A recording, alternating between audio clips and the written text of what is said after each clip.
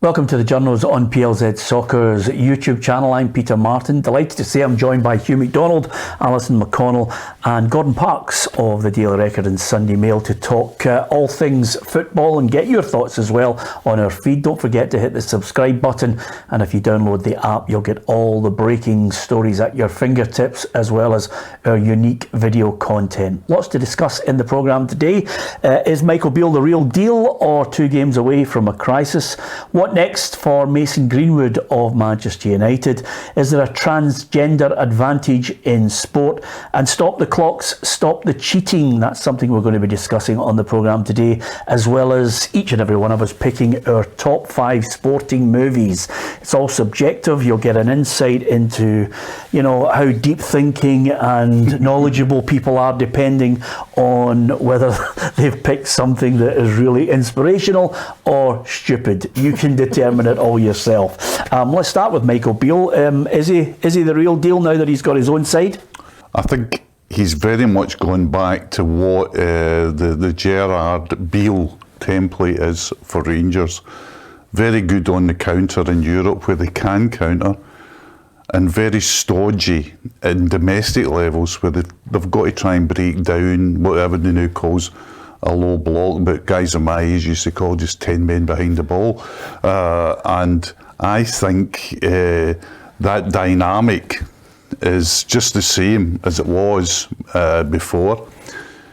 We talk at the top of the programme about 2 games away from a crisis. Every Rangers and Celtic manager in history has been 2 games away from a crisis. It's really that simple. I think the Rangers fans would have been very much enthused by the game against PSV. I know it's the first leg, and I know it's not a great result to go to Eindhoven. It's not, but I think they'd be more enthused with that than say the Morton game or the game against Livingston.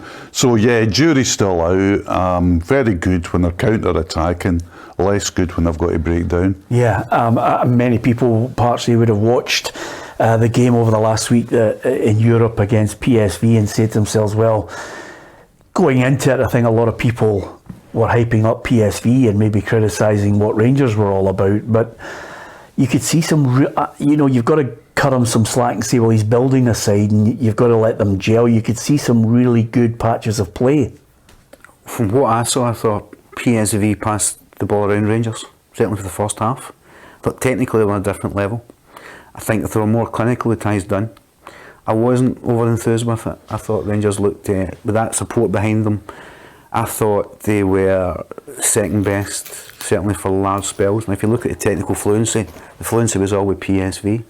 It was a disjointed Rangers first half. I know they rallied in the second, but individually not enough. I just thought that PSV, to a man in the middle of the park, they were dominant, they were slick. They just lacked that wee bit of, they could have scored 3, 4, 5. And I think if you analyse it honestly, I think Rangers fans, from certainly the kind of feedback that I've had from it, they kind of realise that PSV operate at a different level. Is the jury out? It's massively out, because his recruitment leave a lot of questions for me. There's a certain guys that have arrived that haven't cut it early on, and I just think technically they were shot. Does it leave a lot of questions? Will it leave a lot of questions domestically then? Because as ever, you're looking at him and saying, okay, what's his remit? With Celtic out of the League Cup, suddenly he's red hot favourite. He's got to win the League Cup. That's the first thing, Alison. And then people are saying, well, at Celtic and Rangers, you just got to win the league. Yeah, I think his remit is very, very clear. It's entirely unambiguous whether you're Brendan Rodgers or you're Michael Beale. Deliver the league. That's your first one. Second of all, if you can supplement that with a couple other domestic trophies, all well and good. The expectation is that you go and you win every game. It's really simple. I don't think there's any doubts about it. If you can, I think there's an appetite and there's an expectation about European football, but I think there's a realism around it. I think people know the chasm, and particularly when it comes to the Champions League, I think there's a much stronger argument to say Celtic and Rangers should do more in the Europa League. In the Champions League, I think you see the gulf in finances and resources and quality, as you saw last night. I thought you saw a real gulf in quality at times. That goal just before the break, the goal at 45 minutes changes the dynamic, obviously. But I think domestically, it's clear cut. Do you take the point though? I mean, sorry to butt in, but it camouflaged a multitude of sins, the goal. The goal changed the picture because they were past. PSV knew what they were doing, they were so slick, and they did pass the ball around Rangers. So you're suggesting then that by the time you get to the second leg, you can't see Rangers replicating what they did last season? Well, I see Cantwell, who's our talisman, the spark, and he did his best work in his own half. Last night, for me, intercepting, trying to spark play, and Did well to set up that second goal. he did. That second goal. I think the tie's beyond him now because you don't go to Holland. I know they did it last year. That's a once in a blue moon event. The better team will win, and the better team by a distance for me are PSV. Do you share that? Yeah, I think PSV will win, but I thought PSV would win cosily last season as well. I thought there was an arrogance actually almost in the Dutch. See that, like, just dominating play, being happy to pass it, but then being stung because you're not clinical, because it's lovely to watch and it's lovely to watch the technical superiority, but ultimately you're judged on goals. Yeah. And there's a big prize at the end of it. But that's a historic thing with Dutch. I mean, I was talking to a mate last night about it, and they just finished this terrific biography of Cruyff, and Cruyff comes in after 4 games as manager of Ajax, and he's only won 1 out of the 4. And they're all saying to him, you know, what's going on here? You're not looking at the performances. Look at our performances. Our performances are great. We're playing great. And only won 1. And I think there's a bit of that still goes on about the Dutch. I look at last night, and as Gordon said, performance-wise, you know, really good, technically good. But, and this is the thing that goes through Dutch football from 74 World Cups, 78 World Cups, all the time, they don't win enough because they don't put the ball in the net. We're a wee while away from the transfer window eventually closing, but if you look at what he's doing, you know, even on the game, against PSV Eindhoven, there's maybe 3 players that survived from the game last season. I think Golson was there, Tavernier, Lundstrom. The rest of it is all, beg your pardon, Barisic. The rest of them are all... Well, I mean, there was some still in the squad, you know, like your Jacks, etc. I mean, it has been a reef. I was interested in Gordon's observation about recruitment. I think, you know, if you said like definite good ones, I think Butland's a definite good one. I think he's a total upgrade. And I even thought that I was actually surprised that Butland came to Scotland. Yeah. I think Butland should be a guy that's saying to say, I want to get back into England, reckoning, because there's question marks there. So I think Butland is, will be great. And the big question is always when he's replacing the front 3. And are the front 3 going to do it for him? Because particularly in Europe, that's where games are won and lost. We can talk about midfield, but just taking those clinical chances. And the front 3 have not convinced. They really haven't. And I'm not just saying, I mean, a manager's, and I know why he did it, but a manager's, reported £5 million signing, he puts on the bench in a home tie in a Champions League qualifier. And I know why he does it, because he's wanting to pace on the break, but you're going to yourself, would you have a fully fit Morelos on the bench? You wouldn't. With Celtic, with Dumbelli or Edward, would you had a fully fit them on the bench going into a game like that? So of course you wouldn't. So I think there's still question marks over that front 3. How many short do you think he is? I mean, there's different levels from domestic. I think a number of Rangers fans, certainly the ones I've been speaking to, are saying, great, if you get into the Champions League, it's all about the financial rewards. But there's more, I don't know if the word's enjoyment, but there's more chance of enjoyment in the Europa League, where I think Celtic and Rangers, that's their level. But you have to bring eliminators into your team. I don't see them in Rangers. I don't see any width in the right hand side. I don't see Kent at least provided something different. Joe Aribo would upset the apple cart by taking it and going and eliminating players and being that creative guy. Cantwell doesn't do it enough. I don't think he's got that in his locker as that kind of real kind of drifter. Somebody that will go and change the picture, and I don't see that quality. I mean, I don't know why they haven't got a right-sided winger. I don't know why they hadn't had that player for how many seasons. I just think they've gone and thrown mud at the wall to a degree with the recruitment. And you're coming to Rangers from a PSV, you're coming to Rangers at all with a kind of pedigree, you have to have some kind of flaw, because you don't take that option. It's a reason why Cantwell's playing in Scotland, because there is nobody was actually believing in him enough in England to pay him the cash. But for me, he's the best thing in that team. But what does that say about Rangers then? No, but I mean, Hugh and I have argued about it non-stop, Alison.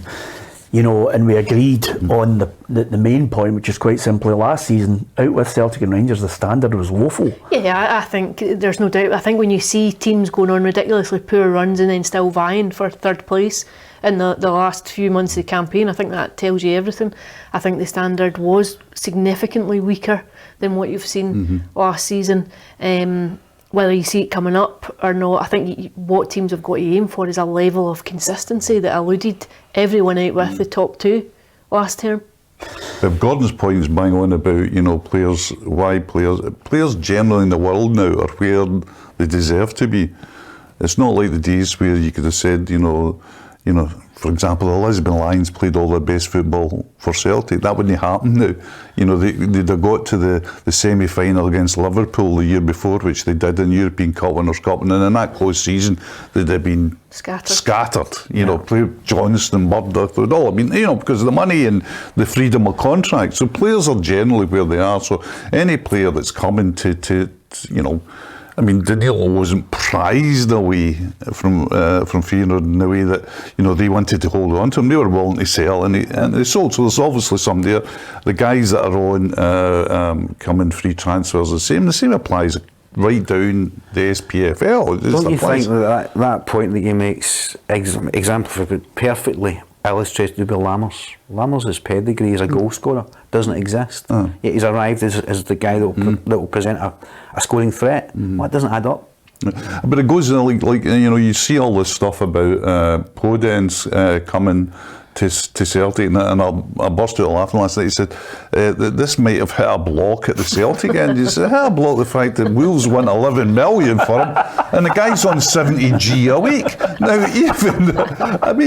the fact, even if he was a world beater, and Wolves, you can't get a game for Wolves, so he's not. But even if he's a world beater, even if he got £11 million, even if you say to him, do you know what, Mr. Podence, you're worth 70G a week. You bring him into that dressing room and you're getting twice as much as the Celtic captain, who, by the way, might be getting 5 or 6 times as much as his teammates, some of his teammates. He just said, well, that's where you are. If he joins, will you resign? Oh, aye. I mean, just these things, the conversation. It's like the Ryan Fraser thing at Newcastle. I mean, Ryan Fraser might say, "I want to, you know, reinvigorate my career. I want to go and play for Brendan Rodgers. I want." But he's on 72. Yeah, Hugh, great and his example, agent right? turns down and just says to him, "There's not a chance." There's just not. Realistically, I think most people know. I think sometimes you hear a name floated, and right away you know it's nonsense. If you're talking about Michael Beale and you've seen the recruitment in the attacking areas, is there anybody that you've seen? I know it's early, but is there anybody that's going to shoulder that responsibility and show themselves as the guy that's going to be that guy? Danilo looks decent, but again, there's going to be a lot of flaws there because you don't come unless you've got issues, and you can see again. Confidence. Is there anybody that's putting their hand up and saying, I'm going to be the guy that's going to be the Morelos point 2? Is there anybody? Yeah, well, I think the key issue here is that they're obviously going to need a bit of time, and then the judgment will come in. Unfortunately, as you're a Rangers manager, you don't get time, because if you look at, you know, PSV, the return, and then Celtic on the horizon, you know, that's why it's 2 games away from a crisis, isn't it? By the way, we've got Ross County to come. Yeah. In Dingwall. I mean, it's like we were talking last week about before. I think everybody's, I'm not saying alarm bells were going, but with Celtic, I think there was trepidation about going to Rugby Park. I don't think there was many in the Celtic colours were saying, oh, we're going to sail down there and, you know, win 3 or 4 nothing. I think they were talking about a really tight game and getting back up the road. Maybe, well, I wonder.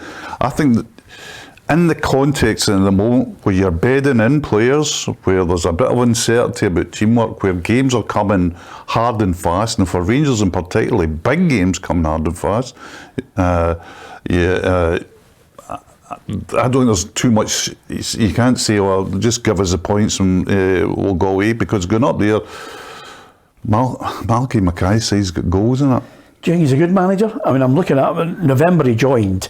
He's won 23 matches.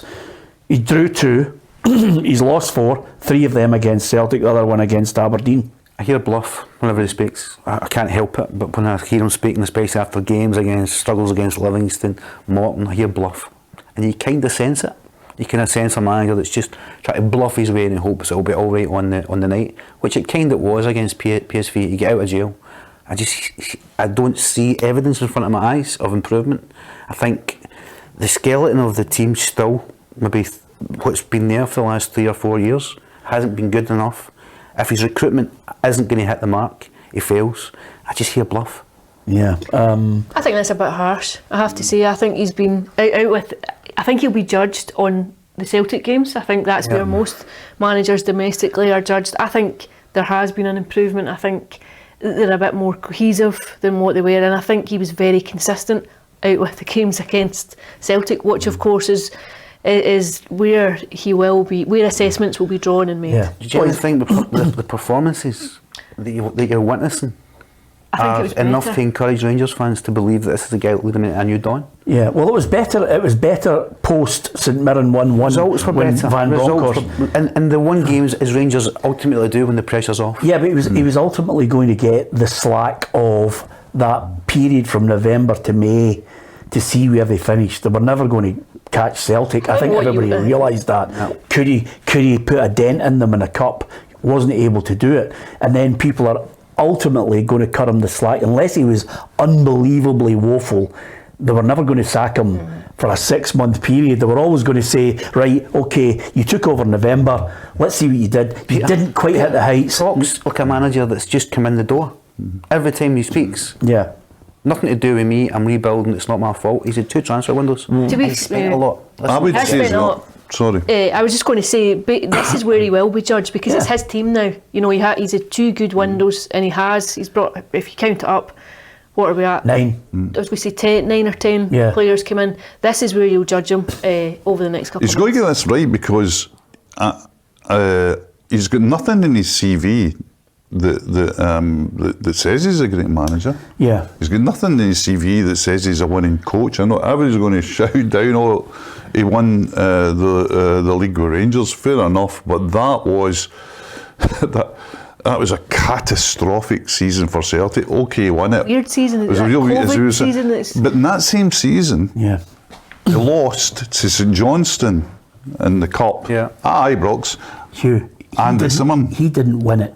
Steven Gerrard won. Well, but he would say when it is part of his CV, he would say, I'm part of the coaching staff. This is my CV. I'm part of a coaching staff. Well, I've never heard John Kennedy say, listen, when we won the league, I was a major part of it. I have to say this. I went down to Aston Villa. When Steven Gerrard got appointed Villa boss, I went down and I covered the first game there.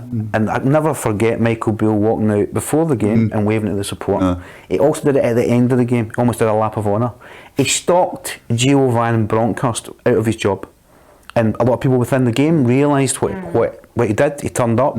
So it's a bad taste in the mouth initially about the way he's manoeuvred himself into the job. There's no CV to speak of. Speak to Queen's Park Rangers fans. They weren't in any way enamoured with him and glad to get him out. Look at Aston Villa. Look at Aston Villa, and by the way, Emery it wasn't major surgery there. Emery actually got rid more than brought in, and they ended up. I mean, you know, people are talking about Aston Villa being a top 6, maybe top 4. I know they'll be a top 14, but people are saying they're definitely. I watched the Brian Clough thing on telly the last week, and he made a statement saying players don't make managers a success, managers make teams a success. So there's evidence there, right, that he did that. Michael Beale puts red flags up whenever he opens his mouth because he has got nothing. People that speak as if they've reinvented the wheel or the keeper of secrets within football. Hugh, how many years have you involved? People like that talk like that are generally bluffing. Yeah, well, okay, fairly scathing. We'll wait and see what Michael Beale does, because the proof's in the pudding. And I reckon over the course of this month anyway, if the results don't go according to plan, it's not so much the journalists and their opinion of Michael Beale, doesn't matter. The fans will be on his case. PSV, if they drop into the Europa League, will that be a huge disappointment to them? Initially, yes. Will they be critical of them? I think that the biggest criticism is coming if they don't perform and don't get a win to get them right back on the tail of Celtic in the title race with a win at Ibrox. But listen, it's certainly topical. It's got us thinking. It's certainly got you thinking. Post some messages. If you download the app, you can actually record a message or indeed drop one in to our email, and you can do that on our YouTube channel as well as you're watching the programme. Mason Greenwood is our next hot topic. What next for him? It's a very difficult subject to address because there are certain areas within it that it's got so many layers to it. But the one thing that I would say is that while we're talking about it, there are certain facts that I don't think everybody's aware of. Whether those facts are used as, his defence or not, that's not for us to debate, Hugh, but I think there are certain bits of the jigsaw that we are not aware of at the moment. But nevertheless, Manchester United, after an investigation, have decided, they're going to cut the umbilical cord on this one. When you look overall, there was a charge in October 22. This was the rape, controlling and coercive behaviour and assault occasioning actual bodily harm. After the charges were dropped, the Crown Prosecution Service said key witnesses had withdrawn and new material had come to light, meaning there was no longer a realistic prospect of conviction. That's where we got to in February, and then Manchester United conducted an internal investigation on it and decided after their investigation that that he was not going to be a Manchester United player, and he's up for sale. Yeah, and he'd probably be more than a sale, probably go loan. First of all, the initial thing is that when people get sort of clutch their pearls and about things like it's the cold nature of football as a business. If Manchester United in any way could have reintegrated Mason Greenwood into the team, they would have. And they tried. And there's strong evidence that they tried, strong evidence that was what they wanted to do. And see, in business terms, you're saying, well, that's what business men do. Because this guy, at his peak, is what, a 50 to 100 million player? Because he's young, he's English, he's called one of the wonder kids. So you're saying to themselves, well, we're not going to dump £100 million on the market for them, so they would have tried. So it's a business thing. If you're talking about in any way, me as a person, you say, well, would you support that integration? Not in my team, I wouldn't. I really wouldn't. And I know there's different ways. I think what was in the public domain with him, with video and and the voice stuff. I think for me, you say no, but I know the world works, and I know Manchester United won by. The interesting thing, of course, is that all the people are now shouting and saying he should never be allowed to play for Manchester United, and he won't be. He's going to go away and play for somebody else. Well, so should he only be interesting? No, it'll be interesting to see the reaction if he does go to another club. You've seen it already. If it's the same kind of reaction as David Goodwillie. But it's a different situation. I looked at the David Goodwillie situation and thought, are there parallels to be drawn here with Mason Greenwood?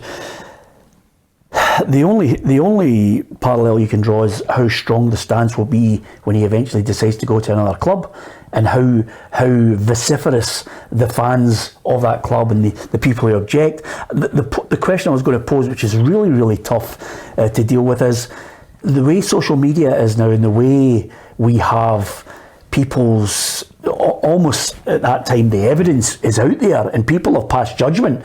That's why it's very difficult now to try and in any way defend them, because it's almost as if they're saying, well, something's happened in the background to try and get them off the hook here. I can think of 3 examples of Scottish football in the last 15 years where there's been players found guilty of offences in a similar vein. And in 3 examples that I have are where the players actually the dressing room united and the player had to go in and give reasons why should be allowed back in. Should he integrate himself? He had to give assurances. They had to find out the facts of the case. Again, we don't know the facts of the case here. Yeah. But society in the last year has changed, in the last couple of years, which makes it not tolerable. These individuals that did go on and play again, would they have been allowed to do that then? David Goodwillie is a different kettle of fish, because people forget he captained Clyde for how many years, and that was fine. But all of a sudden society made it that he was no longer employable within the game. And I find that the moral standards within football, we can argue about, but these specific crimes, again, Manchester United put a statement said that he was found not guilty. That isn't true. It's factually inaccurate. Yeah, there's clearly issues and things that he has to be accountable for. And I just think society is no longer allowing footballers to integrate back the way they used to be able to do. So I think maybe, is that a good thing? I listened to what you said there, I thought you put it across perfectly. It's not for me either. I thought it was very interesting how Manchester United went about it. I think they tried very, very hard to dip a toe in and canvass opinion.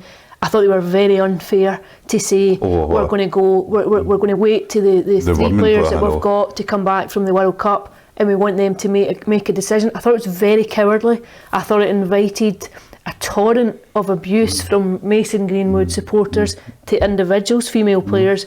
You know, the buck stops with you when it comes to making this decision. I thought it put them in an absolutely ridiculous position, and I thought it was very poor from the club to open them up to that. The whole process for the club was awful. It was dreadful. And it talks of sometimes at the top levels of clubs, you get people who just don't quite grasp, what they're there for. And what they're there for is to make decisions. And I think perfectly I think it's perfectly acceptable, and I would do it anyway. I think it's reasonable to go to everybody in the club, including the women's team, and say, listen, we're coming to a decision here, can you give us our views? They don't go public, we not even say that you've been canvassed. But what was the views? What are your views? How's it, sit down, come to us. Anybody can come to us privately and say, because I know there'll be peer pressure to, in a wider group maybe to go one way. Come to us now. That was a complete and utter abdication of responsibility. Where I think Greenwood will play on, which is against where David Goodwillie didn't play on, is I think that the clubs in Turkey and Italy and maybe other areas will come from. And while there might be heat there, it will be very much diluted. The heat won't be on as it was. Whereas David Goodwillie was just playing in Scotland. There's a very much deeper question as well about remorse and contrition and things like that, because we could have all shown this, because there's a real core question about these activities. And remember, neither Goodwillie or Greenwood have been convicted of a criminal offence. Is that if they're not allowed to play football, right, and we decide as a society that they can't play football, what do we decide as a society they can do? Can they be a plumber? Can they be a DPD delivery driver? Can they be X, Y, and Z? Because then you say to them, there's much more danger to women, for example, in those jobs than would be as a footballer. So there's a whole thing about society. What are we doing here? Are we trying to rehabilitate? Are we trying to... I think the big question with that is you can only rehabilitate people who say, I've done something wrong. Yeah. I hold my hands up, I've made a mistake, I apologise. And I think without that contrition and without a responsibility, it's very, very difficult then you're not going to get that from David Goodwillie because of the legalities of it. The legalities of it change if he openly said, "I'm sorry, I did it," that changes the whole. Now, there wasn't a criminal conviction, but there was a civil. No, but it changes the whole. He would still say. I mean, you got the remorse and contrition thing, and it would be that if you think you've done it, goodwill. He thinks he doesn't. He hasn't. Yeah, and as far as how can he? It's a really deep one. As far as Mason Greenwood's concerned, he said, he's obviously said, "I've made mistakes." He's taken his share of responsibility, and he said, "I did not do the things I was accused of," and that again goes back to that layer of there are certain aspects of it we do not know. I thought I'd raise the question on the basis of, what next for him, and you've highlighted the fact that right now there's no criminal charges. So Man United have, a moral issue here where they have to actually show leadership. They've handled it, I think we all agree, wrongly. And certainly when you look at high-profile people, and I'm not saying they are authorities on it, but you've got Rachel Riley, who's a big Manchester United fan, who's a celebrity on television. You've got Gary Neville, who's offered his tuppence worth on the fact of the way they've handled it, and they've been accused of really not having that leadership, a strong voice to take a stance in the right frame of time. And of course, with the Glazers being far, far away, you're looking here in UK shores and saying, well, who is the leader? Is it Richard Arnold? They're now calling for him he should lose his position. But I thought the question was more about now where he goes.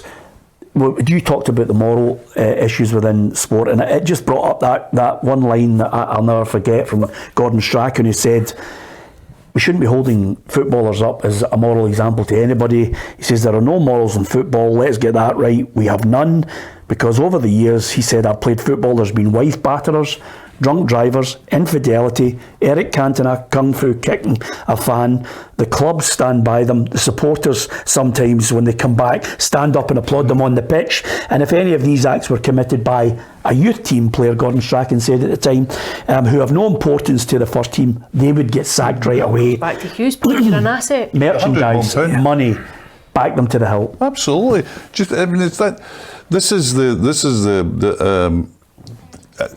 is just a business. I'm always amused with fans at times. He's the Postecoglou thing. Oh, he's gone. Does he not love the club? And you see, he's away at the Premier League. He's a man. It's business. Tierney, should never be allowed back in the days. It's a business. As soon as you get your head round it, and you've got more knowledge of it, Gordon, because you've actually been in as a player. It's a brutal business as well. It's a brutal business. Yeah, I've never in my entire career met anybody who's made a decision on their career on the basis of loyalty. It's always finance driven. Is anyone, to be fair? But fans have got some kind of aspect in their mind where they think there's this kind of loyal emotional connection. It doesn't exist. I've yet to meet anybody that's actually gone, "Do you know what, I'll knock that back because I love that club." And I think it's fine to do so, because the clubs would show no loyalty to you. If you were the greatest player in the world in junior level and things like that, and you were coming through the academy and you were the great and you were nailed on and you had a catastrophic injury, do you think the club would come up and say, "Do you know what, we think you'd have been a top player for the next 15 years, so don't come in, but we'll give you a wage for the next 15 years. Don't you think? Come in, clear up we'll give you a footballer's wage." Of course they wouldn't. Yeah. Society is such now that there's a subplot to everything that happens, and everybody wants to pile on and have an opinion. Rachel Riley apparently is making the headlines because she's had her say on it. Eric Cantona jumped into the crowd and booted somebody in the face, but that's palatable and was acceptable at the time because the value and the importance he had to the team. And Man U bided their time, allowed him to serve his sentence and come back. Would that be allowed now? Well, yeah, it's a very different culture. But this is the dilemma now. I think we all agree that Manchester United eventually have done the right thing. Yeah. But the way they went about it and tried to, as you say, manoeuvre themselves to see if there was any chance they could reintegrate him, has brought scathing criticism. The point now is, I personally think, because of all the reasons that we've mentioned before, I think somebody will take a chance on him. I think whether it's a loan deal or a permanent transfer, for me personally, I'm looking at it and thinking, where could he get the least amount of resistance? And it would be Saudi Arabia. I've got a problem with that. I've got a problem with that because I think that everybody's judging jury. They all want to generate a 24-hour cycle, have their say in Mason Greenwood, who they've never met. Are you allowed to make mistakes and get back on with your life if you're contrite? If you can be an example to others. There's not been a contrition. His statement at least exhibited the fact that he admits to making mistakes. But should we then condemn that individual and set him off in the distance to forever, never It playing? comes down to the That's severity wrong. of what you're talking about, though. Yeah. But by the way, and forgive me for jumping the gun then, you think Man United should have stuck by him? No, I think if there is, I just think it's the wrong movie for him now. I think there's no way back. But I think that he has he should be given the chance to show a contrition, to become an example and speak about it. Do you think there'll be a clamour for more of the facts to become public? It's just a private matter. No, but everybody, I don't believe it should be open forum, right? Because everybody wants to go and have their opinion and vilify. Yeah. Because vilification now sells and they're strong about it. And you get personalities that go and make themselves feel better by criticising and condemning. You should be allowed room to make mistakes. I agree with that because I know some people who pass comment on social media so they can get extra clicks and likes. I'll give you a great example, right? Currently, and I wasn't going to say this, there's a boy in Berlin right now that played professional football this season in Scotland for a crime. So he's been sentenced. I had a manager on the phone saying, listen, who's also had criminal issues, saying that there's no way that this boy will be able to rehabilitate himself back into the football world, whereas he managed to achieve that and get selfies taken at airports and is held up as a kind of bastion of recovery. So why can't you be that guy? Do you know, why can't... I think it's much more nuanced than that. I think it depends, one, what was the crime? Who are the victims in the crime? Who does it affect? For example, if you have a record as a sex offender, you're never working in a school ever again. No matter how sorry you are or how contrite you are, you're not going anywhere where you're going to be working with children. I don't think it can just be quite as simple as saying everyone makes mistakes and you have to be allowed room to rehabilitate. The question is, how do you rehabilitate certain crimes? And the first thing for me is that there has to be an acceptance of it. There has to be remorse offered. You're right, none of us know what happened. There's only two people know what happened that day or that night. But if you ever hear the audio, once is enough. It's harrowing. It's a harrowing listen. People will make a judgment on that, rightly or wrongly, without knowing the full story. I think it's very, very difficult to just break it down as a simplistic, you've made a mistake, it's time Not to for a minute. But can I ask you something? And again, because of the points that we've all highlighted, just before we finish on this, and this is the main point of the topic, we all accept that there are certain areas of it, whether those pieces of information suddenly make Mason Greenwood's case stronger or weaker, or still the same point that we've got to where we feel as if Man United are now doing the right thing. There are many layers to this one, but the overall end point here is somebody's going to take a chance on O'Malley. Somebody is going to say, yep, whether you have apologised enough, accepted enough, wanted to rehabilitate enough, if there indeed is a crime based on all the evidence, somebody will take a chance on him for the points that Hugh highlighted, which is quite simply, he's a 21-year-old. I don't think he'll stay in the UK. I think you would have to leave the UK. I think like any talk to England cap, I think all that's gone. All of that will be gone. So there may be a level of his career continuing elsewhere, but there are qualifications, I think, still around that career. And I think it's very interesting as well, listening to Alison about it, is what we've got to remember all these things. Always remember that, where you have views on racism, or where you have views on homophobia or sexism, it's always enlightening to hear the views of, in this case, women on it, because with all due respect to us, we've got our own set cultural ways of it. We've got our own set, I would like to think I've been learning over the years. But I think it's like that book, you know, where somebody says, why I'm not talking to white people about race, is that you know, sometimes we've got ingrained things even we can work on that women maybe see clear. And I would imagine that in the conversations I've had with my daughter and my partner and all about this case, that the feeling about Greenwood is much stronger than my feeling would be. You think he'll get a club? Oh, definitely. He will, not in Britain. No, not in Britain. Not in Britain. He's he's potentially £100 million player. Cherry Evans is a great example of how you can recover, but I think society's changed, certainly in Britain. I think you made a great point about the cultural issues. Yeah, will he get a club? 100%. Yeah, okay. That's Mason Greenwood. I tried to pick as many topics which are relevant and out there in the public domain. This one's probably a little bit lighter, which is something that I've been banging on about, I think, since the day now we started PLZ Soccer Q, which is stop the clocks.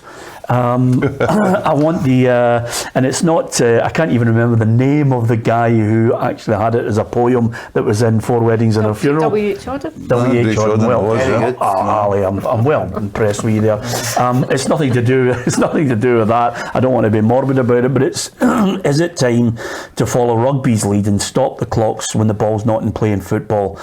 Now, I'll give you the... In a mid-league Champions League 1985. No, I'll give you the evidence. Stop the clocks in the mix zone, maybe. And then you guys can and debate it. But players do it to time waste. And of course, I'm going to get your insight into it. Obviously, to try and maintain an advantage, to break the momentum of play. This might stop time wasting with players feigning injury, managers making substitutions just to run down the clock, goalkeepers taking their time kicking it, you know, going from one end of the 6-yard box to the other, and of course the other one, players slowly walking to get the ball at a throw-in.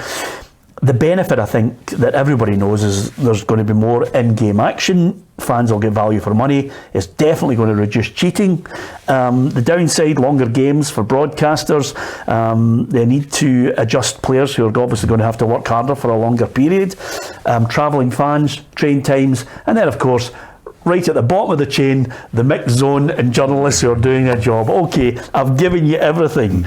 And the last little bit here that might change or alter your thoughts on it, I'm just throwing it in as a, you know, maybe an option. Do we then make the game 80 minutes to accommodate obviously what's going to happen if you stop the clock? So I'm just throwing that in as a... I mean, maybe just throw and play with a square ball. Well, can I tell you something? No goals. You might think I'm moving the goalposts all the time, but it's coming. It's coming because it's now the red hot topic that UEFA and FIFA are looking at this. This is actually going to be piloted in some countries. Stop the clocks, because quite simply, I'm a fan. You're about to say no. I cover rugby. It's a different game. It's a game that doesn't have the same fluency and tempo and intensity. It's a game that is actually served by getting broken up. And it clearly, in rugby, you need it because the ball's out of play a lot. In football, you need to encourage as much fast-flowing fluency as possible. And you've already got yellow cards now to stop that. And it happened against, was it the Arsenal guy. How have you got the fluency when in one game in England, I think they recorded it at 45 minutes, the ball was actually in play? Yeah. Where is the fluency part? I think you encourage it now with the fact that you've got a referee mandate to go and book. If you're deliberately time wasting, players will soon realise that somebody gets sent off the other night. That's it. I just think, stop tampering with the game, which was fine. It's a fast enough game. I've not got a problem with referees taking a stricter stance and things, but please stop tampering with it. You've done enough damage. It's interesting, in one of my other hats that I wear, I sat in a thing before the World Cup in Qatar with a Zoom call, and Pierluigi Collina was on at the head of referees, and he was addressing all the managers over what referees had been instructed to do over the World Cup, and they broke it down. It was fascinating. The last World Cup, the ball was an average, now I'm trying to remember the exact figure, but it was something like 47 or 48 minutes on average a game that the ball was in play. So they deemed not good enough, not acceptable. Be prepared for 8 minutes, 9 minutes, 10 minutes of added time, because we want to see the ball in play more. Now, at the end of the World Cup, it gone up to I think 52 or 53. So there'd been roughly a 5-minute swing of the ball being in play. I think you'll see it more and more. I think I'd be in favour of it to a certain extent. I think it's almost impossible to say stop the clock and add on the full amount, because you'd be playing, you'd be talking almost adding another 45 minutes. Name a sport where the ball's in play constantly. It doesn't exist. You're going to have an admission that football is the way it is, and it doesn't have to be in play constantly. Well, I disagree with you on that, because basically we don't get to that point where football is the way it is, because it's taken, in the last 10 years alone, Hugh, a change, a transformation that many people would not have believed was going to happen. And not for the better in many ways. Well, in some ways, you look at it, you say some people disagree, and it's maybe ruined. Certainly Gordon, is looking at it and saying they're tampering with it too much. But that, for me, is not the argument that wins the case here, because quite simply, I mean, me from a point of view, even being a broadcaster, a commentator, when we were all fans, when you're looking at a game and the player's wasting time, then there's a guy who rolls over 4 times, feigns injury, the trainer comes on and goes, sit where you are, by the way, I'll just put this sponge on you. I know, by the way, it's my ear, not my knee, and I was better last week. I was arguing. Exactly. I don't like all this. Can I tell you a brilliant story? Go on. John McVeigh was at Airdrie, and the Airdrie team, of the proper Airdrie team back in the day, at Broomfield, used to have a signal that used to go up. Alec MacDonald would put a signal up, and the guy furthest away for the dugout would go down, and they would break up play constantly. See, they were playing Celtic. Part of their strategy was doddy hand up, the guy would collapse over in the corner. And you can't, if you're playing against that, it breaks the tempo brilliantly. So it's tactically astute. There's so many levels to the I love the way he's legitimised it all by saying this is part of it. This is battleship, by the way. I know you can't see what I'm doing, but I've moved my ship over here. I always wondered though, when you go down to the bottom level, you see, well, who's football? What is this whole thing all about?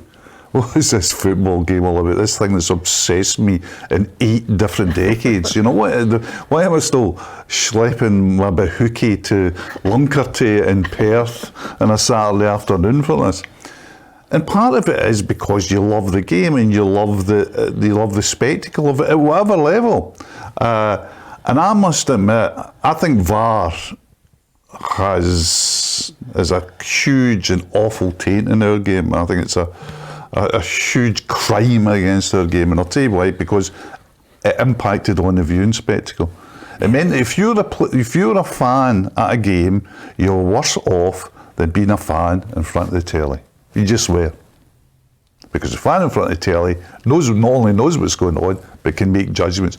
You're standing in the middle of McDermott Park or whatever, and you can't make a judgment. So I think VAR hit it. And I think the thing about adding time on, you say, well, how will it impact on the fan? If, as an experiment, you get more play, fantastic. But if you're standing the Tony Macaroni at 5:20 when you're live at 5:02, right? Not for it. Yeah. See, the oldest recipes, right? Are genuinely the best. You guys are only arguing on tradition. No, but listen, you're not arguing on the core issue here, which is I've paid my money. I've come for 90 minutes of football. This guy's rolling about cheating. This other one's going to take the ball over to the other end of the set. The referee can address that, though. Here comes the sub. Well, take it to the point of saying, if you say to the player, by the way, the clock stopped, you can roll about all you want. The referee's still getting duped. The referee is still getting duped. He should still be saying that just now. He's still be saying, I've stopped my watch, let's go. But even with the referee adding 8 minutes on now, people are going, but these guys have made 6 substitutions. I know. You saw it in the Women's World Cup. There was games with 10 minutes added 15 on. Some of them as well. Like you really, again, the directive from the very top is stop the clock. That was one of the experimental tournaments where they were saying, let's see how much time that you're adding on. But you're conditioning fans now to something different. The oldest recipes are always the best. And VAR, I agree with you. My love for the game. You loved that line, didn't you? The oldest recipes are always the best. You think about old proper Mamma Mia Recipes, you don't make it better. My Get a mum, good my mum in mum, here. my mum used to. Italian heritage. My mum used to make dumpling in a pillowcase, and the mere thought of it now, I'm thinking to myself, that's maybe not a good idea. Right. Why? So, Why? It's the greatest idea in the world. Dumpling in a pillowcase. And then when it's old, fry it. It's about 4 or 5 days old, Yeah. scrape the mould off the top of it and put it in the pan. Aye. your love for the game has been diminished by VAR. Mine's has as Absolutely. well. Absolutely. And I think you're conditioning fans now for something different. It's a problem. All right, listen, the bad news is we're running out of time. Should I stop the clock or will we crack on? I'll start rolling it out after that knee thing. I think we'll do transgenders in sport next week, Hugh, Right. because we've run right out of time. Means the Ofcom. Well, by the way, when I sent him the running order, they went, so there you are, you've got off the hook. Now, the best 5, your favourite 5 sporting movies of all time. right. So I'll deliver you mine, and then you can argue. This is actually the first one for me is my favourite movie of all time, which is The Natural, Oh, good choice, Peter. starring Robert Redford. Redford from the novel by Bernard Malamud. Yes. So it's great having these two here, isn't it? Honestly, readers. So The Natural, then Remember the Titans, because I think Denzel Washington, that movie. Have you seen that movie? Yes. Yeah, fantastic. Field of Dreams, and then I've gone Moneyball because I just love the principle of going against the traditions of football and suddenly catching everybody out with it. You know, life moves on. And then Rocky, because, and I'll tell you this last bit why I chose Rocky. Because I went to see Rocky in the Odeon in Glasgow when it came out. Sucky Hall Street one? Yep. And it was absolutely mobbed. Aye. And the great thing about Glaswegians and the people in the west of Scotland is they had no concept of the movie actually had been pre-recorded. No, it was just actor. Stick on him. So when Rocky starts fighting back, they're up and they're effing and get Bill him! You know, and the whole place was going mad. Honestly, it was the funniest thing ever.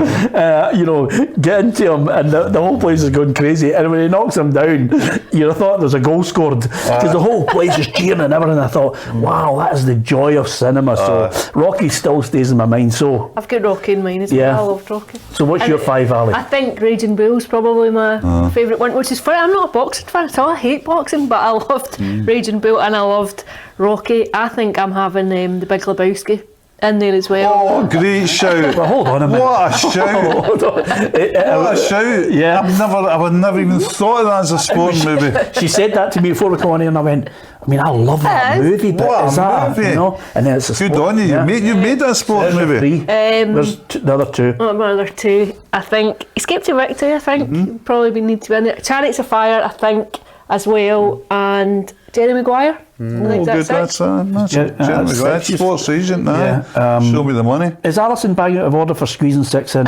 No, she's allowed to do what she wants. It's her show. We would. See you, this obsession with that. It's her. Why didn't you stick with the tradition that Parks is used to in life? You know, if I want 5, I want 5. So Jerry Maguire. Obsession with Jerry lists. Maguire, aye, show me the money. Sports agent, the business of sport, very much just the same as Moneyball, innit? It was just Yeah. about the business of sport. We're taking Jerry. We'll let you have Jerry Maguire. Parks. It's funny, see when you put this out earlier, I asked people, and one of the ones that came up was Gregory's Girl. Gregory's Girl. Of course, it's a that's sport one. something- I have to include that. Oh, aye, what a shout. Dad put Gregory's Girl in mine. Gregory's Girl. Do you know why? It's funny you saying that because last Thursday I was I was there for the Oh, did you be there for that? 4K restoration of Gregory's Girl, and of course one of my childhood sweethearts came out. Claire Grogan was there, and I didn't want to stand up and give her a standing ovation because the wife would have battered me. But nevertheless, Claire Grogan came out. John Gordon Sinclair was there, and some of the other cast members. Sadly, Dee Hepburn wasn't there, but they all did a Q&A after it. Brilliant. But it had been restored to 4K. And there was a couple of wee issues of how society's moved on, but it was still a good film, great film to watch. So I'll let you have Gregory's Girl. What else are you going Escape for? to Victory. Yeah. So, you know, one of the pleasures you got in the job is phoning people that are your heroes, and to phone John Watt and What to a great identify guy. the isn't he? movie, and it's how bizarre and the legends that were there. Yeah. And again, I've watched it. How many times have you watched that? Can you name 5 or 6 of the footballers that were in I it? can. Go on then. The guy that stole what's his face? English guy. Bobby Moore, allegedly. Yeah, it doesn't augur well for the other 5 or 6 I'm looking for if you can't remember Bobby Moore. Mike Summerby. Yep. Russell Osman. Yes. Ozzy Ardiaz. Yes. Yeah. Edson de Nascimento. Pele. Yeah. There was a Polish player as well, wasn't there? Yeah, there was was it Dania? I don't know. Don't know. Anyway, that's not bad. Right, that's 1. What's your other 4? Chance of Fire. 2. Well, that's 3. Greggy's Girl, Escape to Victory, Chance of Fire. Loved the music. Loved being able to go to St Andrews and see where it was filmed. Yeah. Loved the idea of an old man living his vicinity through another guy's achievements. The whole thing about it, brilliant.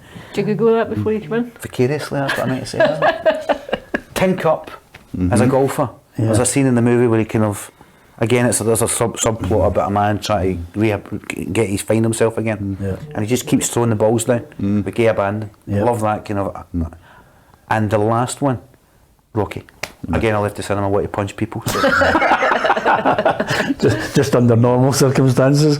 You've got 5. We've got 5, I'll do it quickly. I should put Rocky and I didn't, and the sadness of it was, it's my son's favourite films, and I remember it was quite an emotional when his first job, right, he saved up he was working on a Saturday, saved up all this money, and he bought the Rocky VHS's box set, which was like, in those days, like 200 quid. You know, you could have bought a small bungalow in Stirling for it, and he's still. But anyway, it's right. But Raging Bull, because it might be my best, most favourite film ever, and I saw it just a couple of weeks ago in the GFT as well, and it stands up beautifully.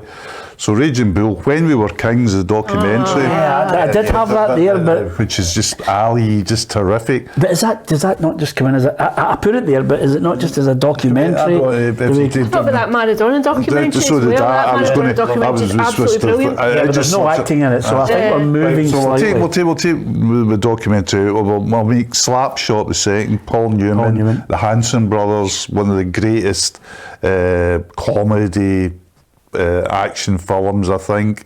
I think, and third, played The Natural is a terrific film. What else have I missed here? Well, Happy Gilmore was in mine as well. Because I just sat one night, and you know, you ever get a daft night, and I sat there one night with my family, and I don't know what it was, no illegal substances had been taken, but I was just knackered, and it just hit me. And I just said, this is just unbelievably good. So Happy Gilmore. Want to go. Goodness gracious. Want to go. Oh, I don't know. Let me just have a wee look at all the ones that are down here. Any Given Sunday. I just liked that for the Pacino speech. So that was all. I'd probably go for Gregory's Girl. Okay, listen, for the benefit of those who are shouting and saying, listen, you forgot some others. I put in Miracle, because I watched it a couple of weeks ago, which was fantastic. The USA beats Russia ice hockey. Tonya. Tonya. I thought I'd mention one for Ali, because I play five-a-sides with him occasionally. A Shot at Glory, surely a classic, how it never won an Oscar. Bend It Like Beckham, The Damned United, and you've got Escape to Victory. $1 Million Baby is a movie I could only watch once and never watch again. And you've mentioned it. Bull Durham, The Karate Kid. Raging Bull, you've mentioned. The Hoosiers, I haven't seen The Hoosiers, but I'm going to watch that. The Fighter, which is the story of Mickey Ward. It's a great movie. And then Christian Bale, isn't it? Yeah, and Parsley sent me one this morning with Waterboy. I think he was. Waterboy's funny as well. Waterboy's funny as well. It is funny. Oh, the other one that I was going to put in actually was a movie called North Dallas 40. I was going to put in. Right. Okay, there you are. Listen, we've thrown you our favourite 5. Some sticky subjects there. I thoroughly enjoyed it. Definitely enjoyed Parsley coming in to join in and offer his tuppence worth. I mean, it's got to be a victory this week's show, because Hugh hasn't actually provided the ending to Rocky and banjoed Parsley with one of his lines, which is why I'm all quite chilled. Which is why we put Ali there next to Parsley instead of you, since you want to fight with everybody. Listen, it's subjective. Hopefully we give you an insight. It's not the definitive. It's one of those things where the only thing missing here is 4 pints of lager. We're in the pub having a chat about it, but hopefully we've given you an insight into those topics, and you can join us for more Journos next week. We'll have another special guest. I'm certainly enjoying what we're discussing. Hopefully you are too. There's so much variety that we're giving you this year and this season on PLZ Soccer's YouTube channel, so don't forget to hit the subscribe button. I think if you have got a chance, get onto our YouTube channel. I've had a new programme started called Straight Talk with Hugh Dallas. Very emotional, listening to Hugh in the one-to-one, discussing his battle with cancer and also his life in football as a top-grade referee. Well worthy of you watching on our YouTube channel. We'll also have the football show. Lee McCulloch will be with us on Friday. And over and above that, we've got so much content. What's the other thing? The women's show. Alison has been on the women's show with Aileen Campbell this week, still available to watch with Kerry Pollock, and there's lots more coming on the women's show with lots of very interesting guests on the horizon. So hopefully there's something to whet your appetite on PLZ Soccer's YouTube channel. It's getting bigger and better, and we're going to be looking forward to European football as well. From Gordon, from Alison, from Hugh, and from myself, Peter Martin, thanks for watching.